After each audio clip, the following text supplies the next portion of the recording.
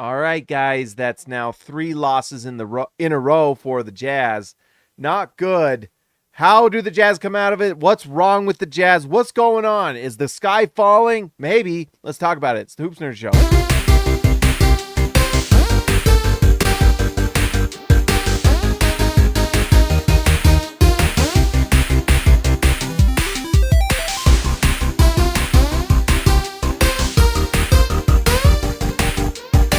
All right, guys, before we jump in, make sure all of you go to our sponsor Price Picks. Use promo code HoopsNerd. There's the code right there. Go to PricePicks.com. If you haven't used it already, go sign up. It's a lot of fun. Today was Taco Tuesdays where you get a free pick. You go and you get up to $100 match. So if you put $5 down just for fun to try it out, they will match up to $5 or up to $100. But if you put 5, they'll give you 5. It's a lot of fun. Go try it out. It's free money. And if you're good at it, you can turn it into lots of money. So anyways, go to PricePicks.com. Go try it out. I have a blast with it.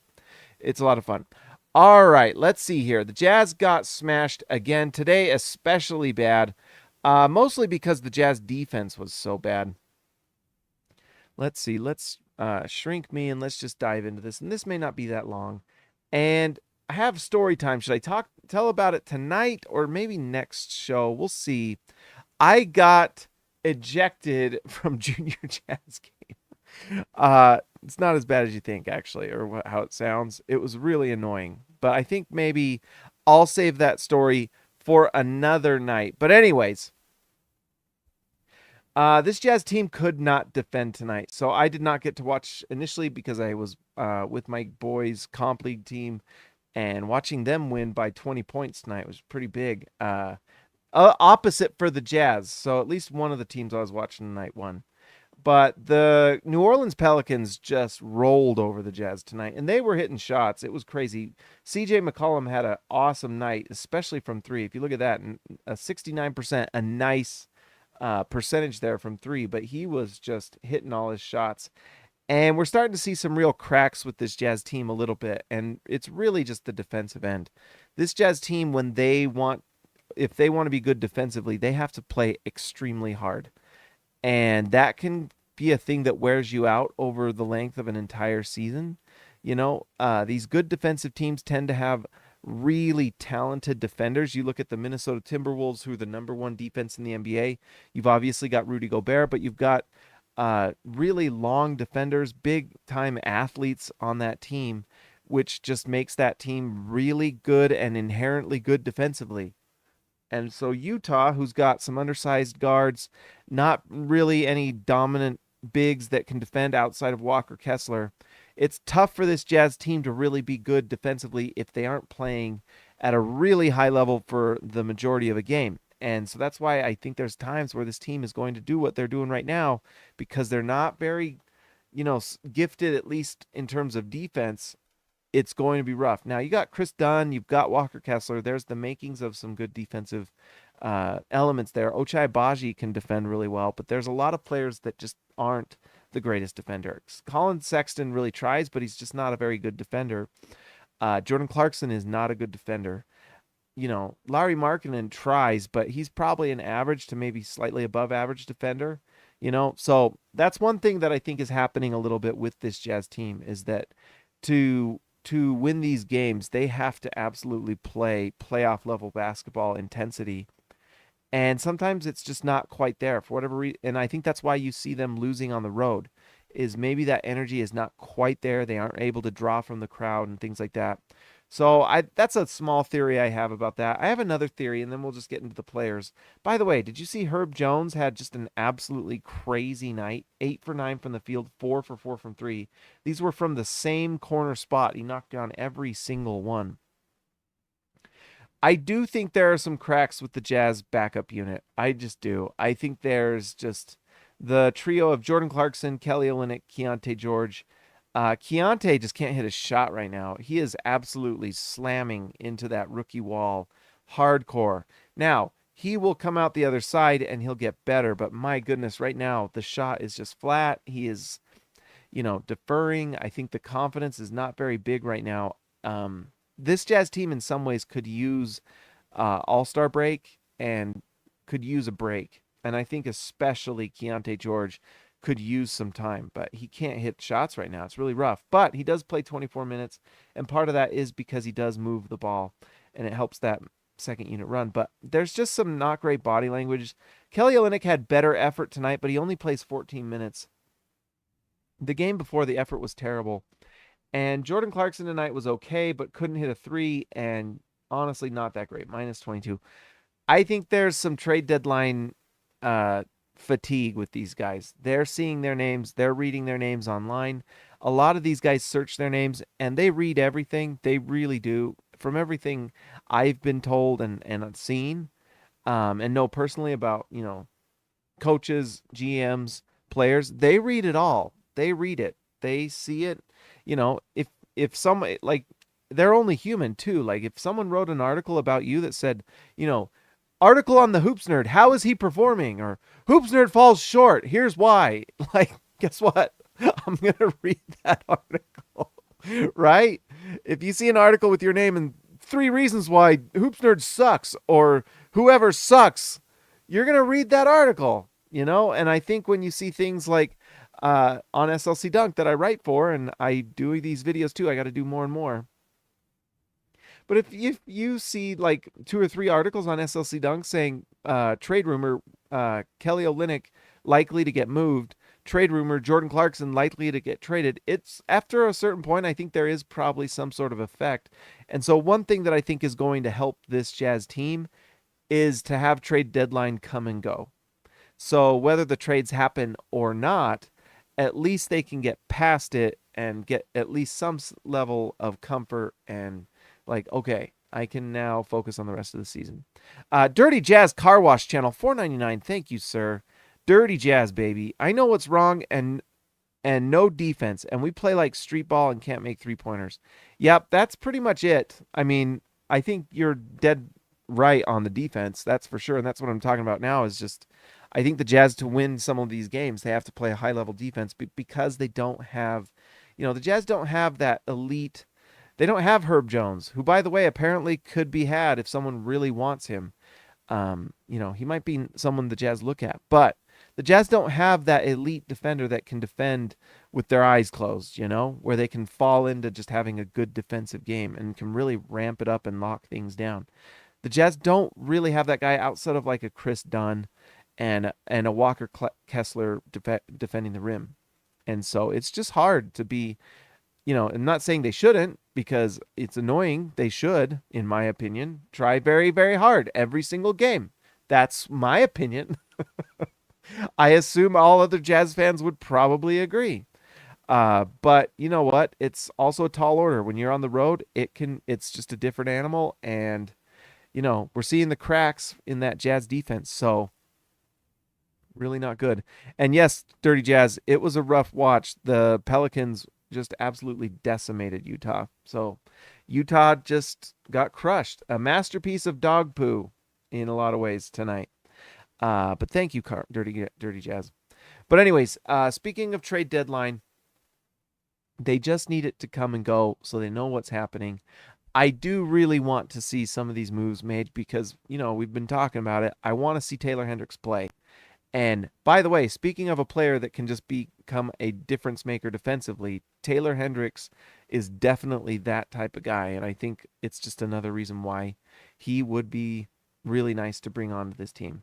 But I think these things are having a cumulative effect.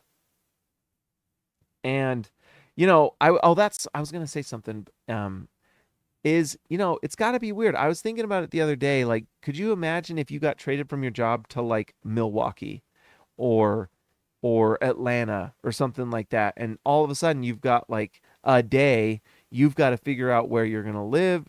Typically the teams help the players out that way. They have these things set up, help them get set up with like an apartment until they can find a place that's their own. But that's rough, pack your stuff. You're going to Detroit, that's not easy. And so thinking about those things for players who are on the trade block and seeing rumors, I'm sure they're wondering about it. They're like, well, should I pack my bags or not? It's got to have some sort of mental effect. And so I can see why I'm not going to be too hard on this Jazz team, but I think it's undeniable that something like that can start to creep into the psyche of a team. And, the Jazz were winning before this 3-game losing streak. And I think that kind of, helps you not worry about all that stuff. But now when you've lost 3 in a row, it starts to have this little snowball effect. And all of a sudden, you're probably getting a lot more worried, or you're just waiting for when the trade happens so you know where you're going and you know who to call. And these players have families too, not all of them, but a lot of them have kids and spouses and things, and so it's a tough thing. All right, well, let's just dive in a little bit. May not be quite as long tonight. Look, Simone Fontecchio, that's the bright spot, had a great night shooting the ball. His goal is 2 threes. He made 5.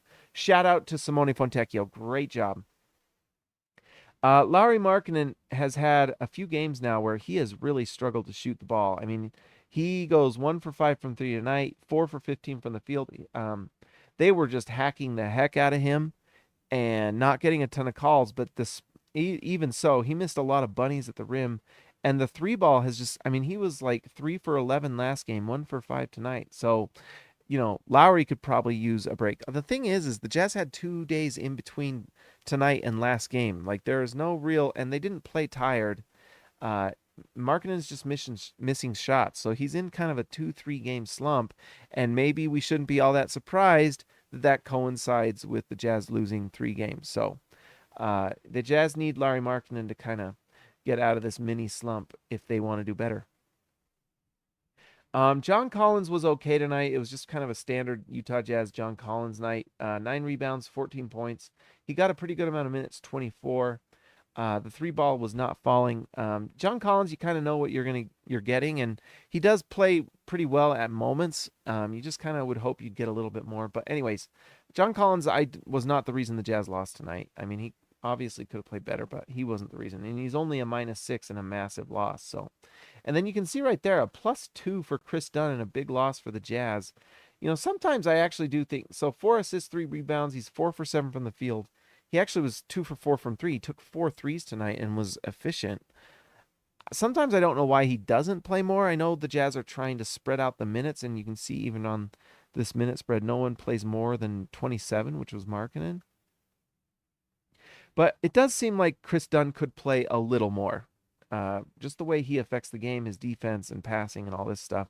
He plays well when he's on the floor. He has really figured it out, and so it'd be nice to see him a little more. Colin Sexton had a nice night offensively for sure. Look at that, 7 assists. Sexton has really kind of figured things out, and he has become quite the asset for the Jazz. And if someone wants to trade for Colin Sexton, there was the LA Lakers rumor, which I don't think I made a video on, and that's from McMenamin, and so that's pretty legit. But the Lakers being interested in Colin Sexton is different than the Jazz, or maybe I did do a video. I think I did. But them being interested in Colin Sexton is different than them actually being able to trade for him. It would take, the Lakers are big on making moves right now, and I think they were relatively close to a DeJounte Murray thing. It did not happen because the Hawks upped their request, but maybe the Lakers are like, you know what? The missing piece to this might be Colin Sexton, a guy that can play off LeBron James and can score. The thing is it's going to require the Lakers to give us that 2029, and I think Danny would like it unprotected. And that's a nice pick because that's way past LeBron. And you never know with this Lakers team if they don't fall absolutely apart. So we'll see if anything happens. I mean, these last 3 games have been a good reminder that this Jazz team is not quite there yet.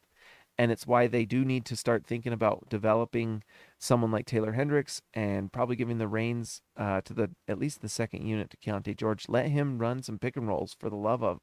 Can he please run at least one pick and roll? Every single possession he passes it to Jordan Clarkson, like every single time.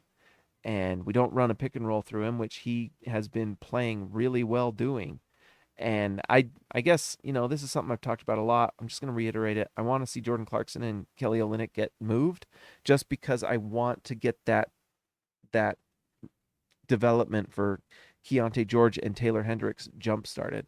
Plus, I just think it would be fun to have Taylor Hendricks on the floor. Walker Kessler, Taylor Hendricks, Keyonte George. I mean, that's a lot, the major youth movement for this Jazz team, and it would be fun to watch them. Ochai Agbaji as well. So That's something I want to see. Ochai has been playing good defense. He knocked down 2 shots this game. He also grabs 2 rebounds. He has become kind of just a defensive specialist, and it's nice when he's on the floor because he does make plays and he does get rebounds and he hustles and plays hard. It's nice to see that he knocked down a 3. We need to see more, and we need to see him knocking them down more consistently for him to get more value. Sorry, it's late night. Kelly Olynyk, we talked about Kelly Olynyk. I mean, tonight he actually played pretty well. I felt like he actually had better effort tonight. 9 points, 3 rebounds, 2 assists.